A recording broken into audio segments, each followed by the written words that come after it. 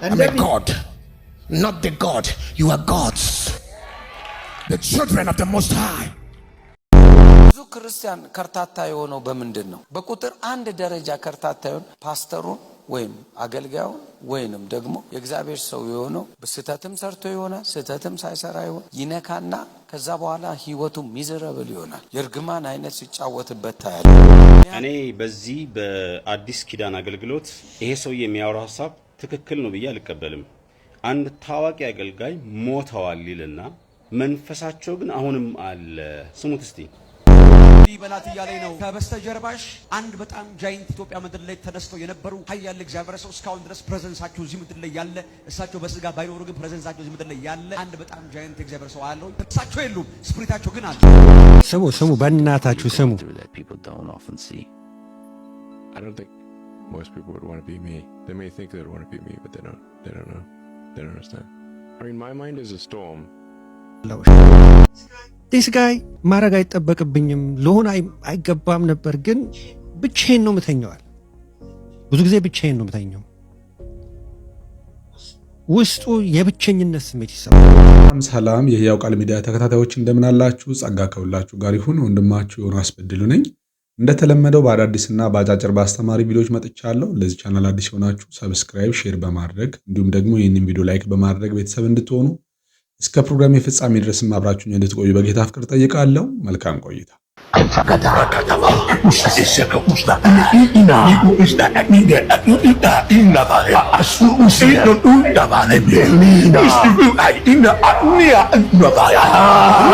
እንደሚታወቀው ይህ ሰው ወደ ሀገር ቤት ሊገባ እንዳለ መረጃው ደርሶናል። የሚያስመጣውም ደግሞ ሐዋርያው ዳንኤል ጌታቸው እንደሆነ በሕያው ተአምራት አገልግሎት አጥቢያ ቤተክርስቲያን ውስጥ እንደሆነ ታውቋል። በዛ ላይ አሁን ምዝገባ እየተደረገ ነው። ነሐሴ 17 እንደሚገባ ይታወቃል። ከናንተ ከኢትዮጵያ ወንጌላውያን አብያተ ክርስቲያናት ካውንስል ህብረት ፍቃድ ውጪ የሰው መግባት ይችላል ወይ? አንደኛ። ሁለተኛ እንደዚህ አይነት ሰው ወደ ሀገር ቤት ሲገባ እንዴት ጸጥ ይባላል? ምክንያቱም ይህ ሰው ሐሰተኛ ነው፣ ሐሰተኛ አስተማሪ ነው። በዛ ላይ ዲመኒክ ልምምድ ይለማመዳል፣ እንደሰማችሁት ማለት ነው። ኦኬ፣ እንደሰማችሁት ዲመኒክ ልምምድ አለው። ይህም ቪዲዮን ላሰማ። Listen, I meet people in the realms. Deal with it. I'm a God, not the God. You are gods, the children of the Most High. The Bible says so. If God is your father, who are you? At what point are we going to accept this reality? The moment you know you're a God, you will stop praying to live long. When I knew I was a God, I knew I don't die. If you pray not to die, then that means you don't know who you are. እሺ ሙሉ ቪዲዮውን ገብታችሁ መከታተል ትችላላችሁ። በዚህ ርዕስ ዘለክ ያደረኩት የተቆረጠ እንዳትሉ ነው። እኔ እግዚአብሔር ነኝ እናንተ እግዚአብሔር ናችሁ ብሎ በድፍረት የሚያስተምር በግልጽ ህዝቡም አሜን ብሎ የሚያጨበጭብለት ነው። ስለዚህ ይሄ ካጋንንት ነው ወይስ ከወንጌላን አማኞች ከእግዚአብሔር ሊሆን ይችላል? አንድ ጽሑፍ ላስነብባል። እኛ የወንጌል አማኞች ማንቀበልበት ምክንያት አንደኛ የእሱ ትምህርት አለመሞት የሚባለው ትምህርት አለው። ፓስተር ጆን በዚህ ምድር ላይ ሳለን በአካል አንሞትም፣ በሽታና እርጅና አይነካንም፣ እኔ እንዲሁም ረጅም ዕድሜ ለመኖር መጸለይ አቁም ያለው ይለና ምክንያቱም ይላል እኔ አምላክ ነኝ ይላል። እኔ አምላክ ነኝ ይላል። ሌላው የሱ አባላቶች ልዩ ሰው ነው ከሰማይ የመጣ ነው ብለው ያምናሉና አንሞትም፣ እርጅና የለም፣ እኔ አምላክ ነኝ ይላል። ስለዚህ የኢትዮጵያ ወንጌል አማኞች አብያተ ክርስቲያናት ካውንስል በአፋጣኝ ይሄ ሰው ምድራችን እንዳይገባ የመከልከል መብቱና ስልጣኑ ስላላችሁ አስቁሙልን በሕግ አምላክ እላለሁ። እንዲሁም በጌታ ፍቅርና ርኅራኄ እለምናችኋለሁ። እናንተም ደግሞ ይህን ሰምታችሁ እንደምታደርጉ አልጠራጠርም። የኢትዮጵያ ወንጌል አማኞች ህብረት እንዲሁም ደግሞ የኢትዮጵያ ቃለ ሕይወት ቤተክርስቲያን ባለፈው ቤኒን እንዳይመጣ መግለጫ በማውጣት እናንተም ያንን ተቀብላችሁ በማስቀረታችሁ በእጅጉኑ ላመሰግናችሁ ወዳለሁ። ይህን ሰውም እንዳይገባ አደራ ልላችሁ ወዳለሁ። ለትውልድ ለምድራችን የምታስቡ ከሆነ ይህ ሰው ምድራችን ከገባ ምድራችን ሌላ እርግማን ሌላ ተጨማሪ መከራ ሊመጣባት እንደሚችል 100% አስረግጬ መናገር እፈልጋለሁ። እኛ ሰዎች እንጂ አምላክ አይደለንም፣ እግዚአብሔር አይደለንም። አመሰግናለሁ። እሺ እንግዲህ ይህንን ቪዲዮ እንደሰማችሁት ነው። ከዚህ በፊት የምታስታውሱ ከሆነ አሁን ላይ በምድራችን ላይ እንደዚህ በስተውና ፈልተው የምናያቸው በየስርቻው ነቢያት ነን ብለው ራሳቸውን የሚጠሩ እነኛ ሐሰተኛ ነቢያቶች የበዙበትና በጨው በውሃ በዘይት በተለያየ ነገር በጨርቅ በእንጨት እያደረጉ እንደዚህ አይነት ልምምዶች የተጀመሩበት ምክንያቱ ለዚህ ሁሉ ምክንያት የሚሆነው ሰው ታውቃላችሁ? ቡሽሪ የሚባል ሰው ነው። ቡሽሪ የሚባል ሰው መጥቶ በብልቃጥ የኢየሱስ ክርስቶስ ደም ነው ብሎ ከ15,000 ብር ጀምሮ እየከፈሉ እንዲገዙ አድርጎ በጣም ብዙ ብር በዝብዞ ሄዷል አይደለ? እሱ መጥቶ ከሄደ በኋላ ነው እንግዲህ አሁን በምድራችን ላይ የምንመለከተው ለቤተክርስቲያን ተግዳሮትና መከራ ያመጣባት የሱ ወደ ኢትዮጵያ መምጣት ምክንያት ነው ማለት ነው። እሱን አይተው የእሱን ልምምድ ተከትለው ሌሎችም መተግበር ጀመሩ። አሁን ደግሞ ይህ ሰው ወደ ኢትዮጵያ እንዳይመጣ የምንከላከልበት ምክንያቱ ወይም ደግሞ የምንቃወምበት ምክንያቱ ልምምዱና ትምህርቱ ከበድ ያለ ነው። የዚህ ሰው ከአጋንንት ጋር በመናፍስት ቋንቋ የማውራት ልምምድ አለው። ከአጋንንት ጋር መጽሐፍ ቅዱስ ላይ የሌለ ልምምድ ነው። በሁለተኛ ደረጃ ደግሞ እንዳያችሁት ደግሞ እኔ አምላክ ነኝ እናንተም አምላክ ናችሁ። ይህ ሚስጥር ሲገባችሁ ላለመሞት የምትጸልዩትን ጸሎት ታቆማላችሁ። በቃ ምክንያቱም አልሞትም የሚልም ትምህርት አለው። ስለዚህ የዚህ ሰው ክፉ መንፈስ ምድራችን ላይ እንዳይገባ ሌሎችም አገልጋዮች የዚህን ሰው ፈለግ ተከትለው ነገ ደግሞ የዚህን ሰው ልምምድ በምድራችን ላይ ማምጣታቸው ስለማይቀር ይህ ሰው ወደ ኢትዮጵያ እንዳይመጣ ሁላችንም ልንቃወም ያስፈልጋል። ካውንስሉም ይህንን ሊያስቆም ያስፈልጋል። በሶስተኛ ደረጃ ደግሞ ሐዋርያው ዳንኤል እና ሐዋርያው ዘላለም የሚባሉት ወንድማማቾቹ የዚህን ሰው ትምህርት እንግዲህ እንደሚያምኑ የምታውቁት እነሱ ናቸው ወደዚህ ወደ ኢትዮጵያ ጋብዘውት የሚያመጡት ማለት ነው። በተለይ ሐዋርያው ዳንኤል ማለት ነው። እና እነሱ ጋር ራሱ እየሄዳችሁ የምትካፈሉ ሰዎች፣ ወንጌል የምትሰሙ እነሱ ጋር ህብረት የምታደርጉ ሰዎች እዛ ቸርች ላይ ያለው የሚሰበከው ትምህርት ይሄ ነው። በተመሳሳይ መንገድ ማለት ጤናማ ትምህርት እንደሌላቸው በዚህ ማወቅ ትችላላችሁ። እና እሱ ራሱ የሐዋርያው ዳንኤል የሚባለው ሰው ራሱ ስለ እርግማን ስለ ከርስ ብዙ ጊዜ ያወራልና በክርስቶስ መስቀል እርግማን እንዳልተሰበረ በክርስቶስ መስቀል እርግማን እንዳልቀረ አሁንም በአማኞች ላይ እርግማን ከርስ ምናምን የሚባለው ነገር አማኞች ላይ እንደሚሰራ ያስተምራል። እስቲ የእሱንም ትምህርት ደግሞ ሰምተን እንመለስ።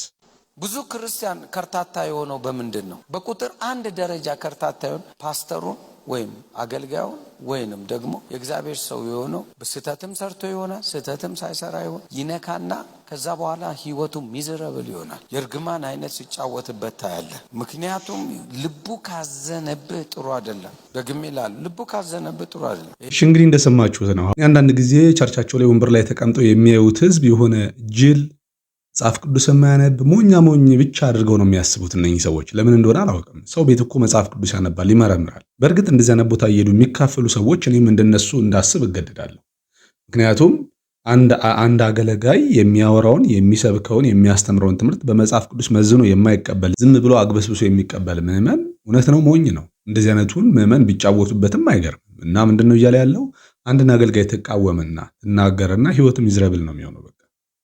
ከርታታ ከርስ ነው የሚከተልህ በህይወት እያለ እያስተማረ ነው ያለው ሚዲያ ላይ ማለት ነው። ስለዚህ እንደዚህ አይነት ትምህርት ምንድን ነው የሚያደርገው? የአገልጋዩ ባሪያ እንድትሆኑ ነው የሚያደርጋችሁ።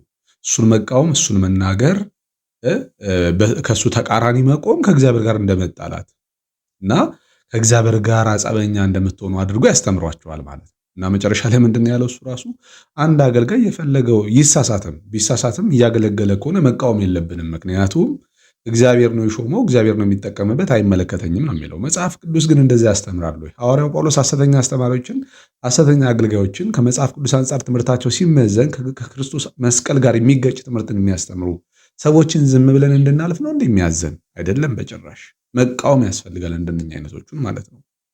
እግዚአብሔር ቃል ትምህርታቸውን ማፍረስ ያስፈልጋል። እንኳን አይደለም እነኚህ የዘመኑን አገልጋዮች አይደለም በዘመኑ የነበሩትን እውነተኛ የእግዚአብሔር ሐዋርያት የነበሩትን እውነተኛ የእግዚአብሔር አገልጋይ የነበሩትን እና ሐዋርያው ጳውሎስን ሌሎቹን ሐዋርያት እንኳን የተቃወሙት ሰዎች እንደዚህ ትሆናላችሁ፣ እኔን ትቃወሙና አገልጋይ ትነኩና እንደዚህ ትሆናላችሁ ብለው ሐዋርያት አላስፈራሩ።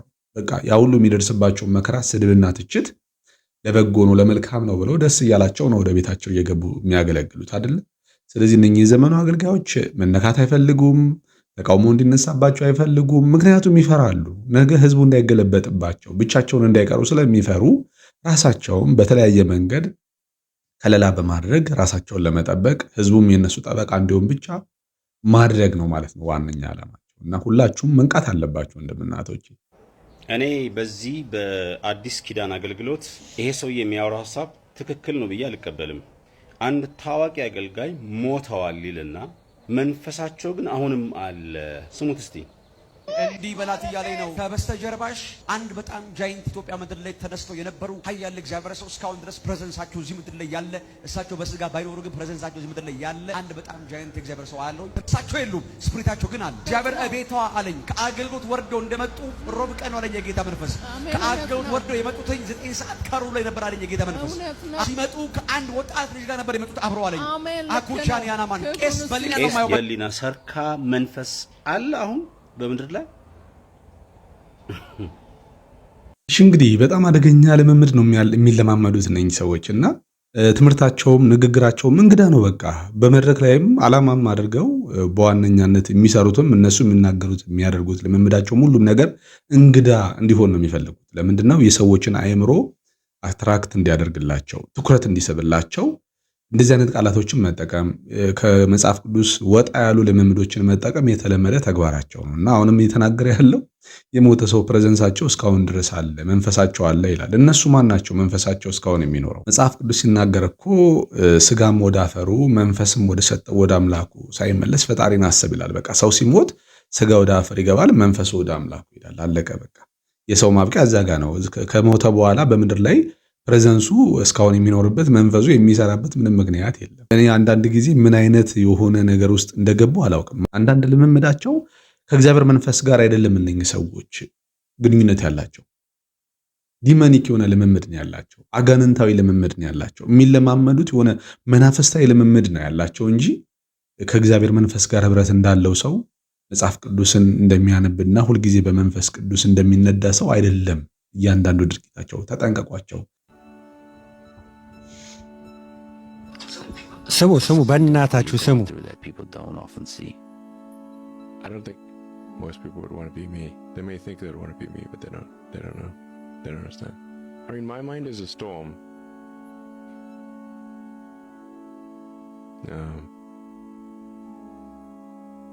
How are you doing? I mean, overall okay. In the grand scheme of things, I can't complain.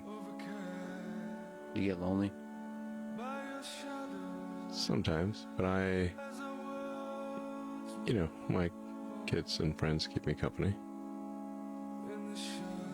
So not existential. But there are many nights I sleep alone. I don't have to, but I do. ይገባችኋል? ልንገራችሁ፣ ይገባችኋል? እውነት እንግሊዘኛው ማለት አይደለም። ህይወት ፖይንት ኦፍ ቪው፣ እይታችን፣ ምልከታችን፣ ለዚህች ዓለም ያለን አመለካከት ከገባን፣ እውነቴን ነው ብላችሁ እኔ ውስጥ ያለውን ሰላም እንዲጋባባችሁ ትፈልጋላችሁ ወይ? ልንገራችሁ፣ ከገባችሁ ዲስ ጋይ የምታውቁት ነው። በዓለማችን ሪቸስ ፐርሰን ኦን እርዝ አይደል? ብቸኝነት ይሰማዋል።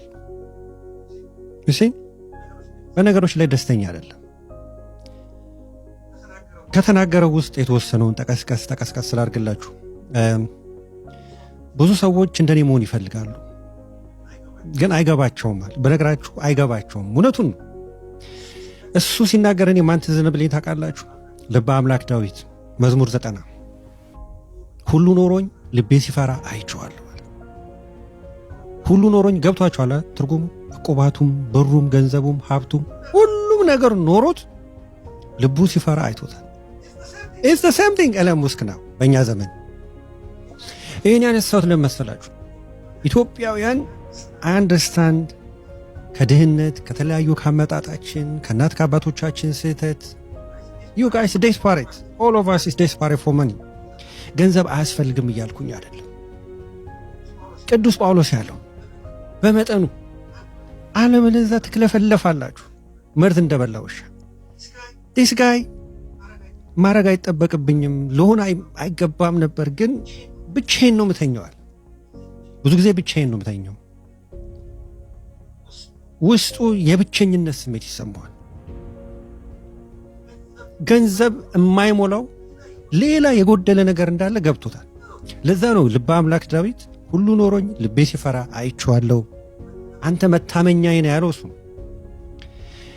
ዞሮ ዞሮን የማነሳው ለመሰላችሁ ኢትዮጵያ ውስጥ እያንዳንድሽ ታውቂዋለሽ ለገንዘብ ያለሽ ምልከታ፣ ገንዘብ ሲባል እንዴት አይምሯችሁ ነቃ እንደሚል፣ እንዴት ለሃጫችን እንደሚዝረከረክ ሁልሽም ታውቂያለሽ። አንዳንድሽ ገንዘብ ፍለጋ ብለሽ የምትሄጂበት የራስሽ ሾርት ከት አለ።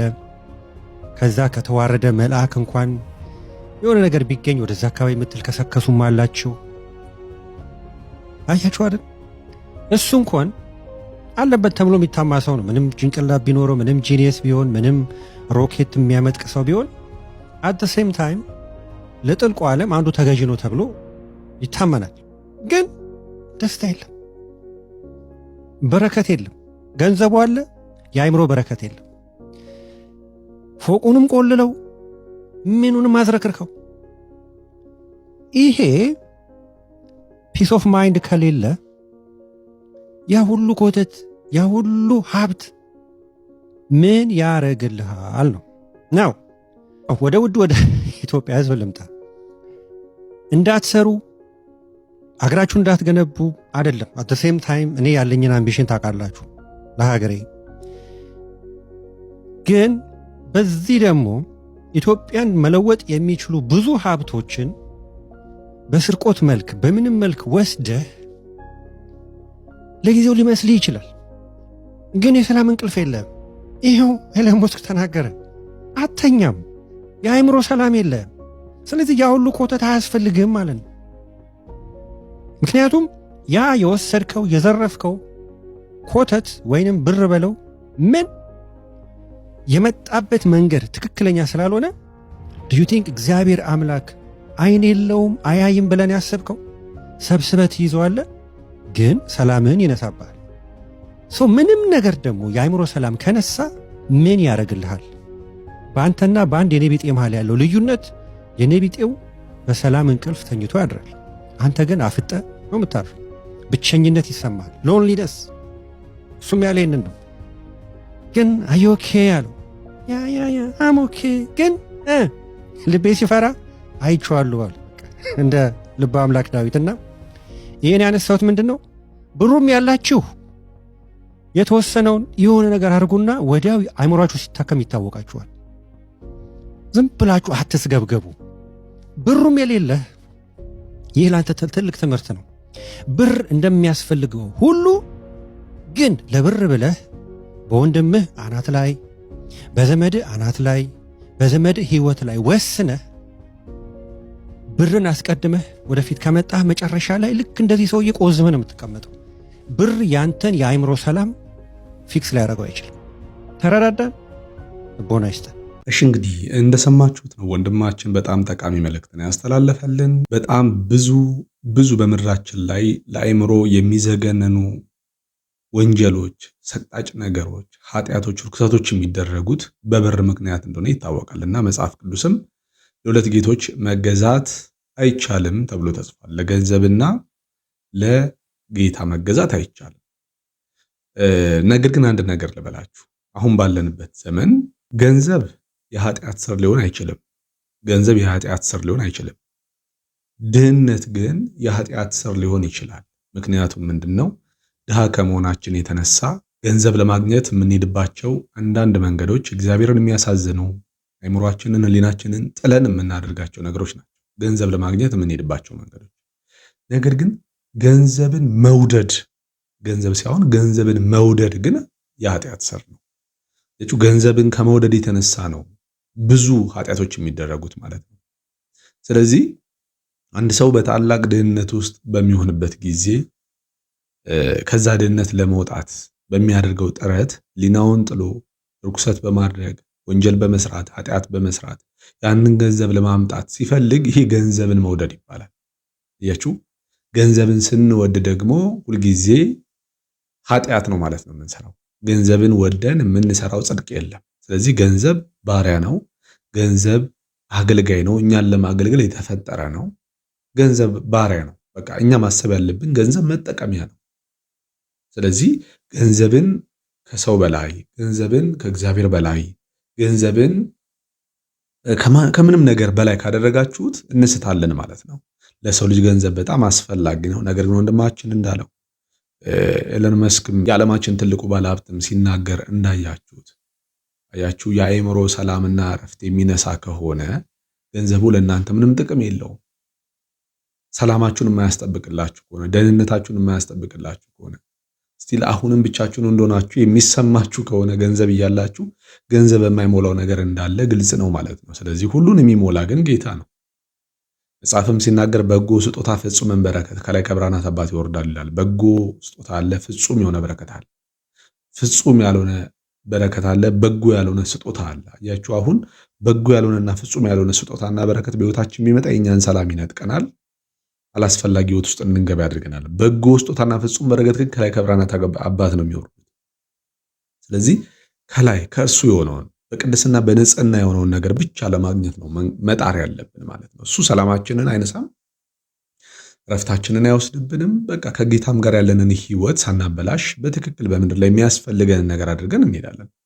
ባለጠግነት ባለጠግነት ማለት ማከማቸት ማለት አይደለም። በሚያስፈልገን ጊዜ የሚያስፈልገንን ነገር ማድረግ ከቻልን ባለጠጎች ነን። ለዛሬ ያዘጋጀውላችሁ ቪዲዮ ይሄንን ይመስላል። በሌላ ቪዲዮ እስክንገናኝ ድረስ በያላችሁበት የጌታ ጸጋ ከሁላችሁ ጋር ይሁን። ሰላም ነው።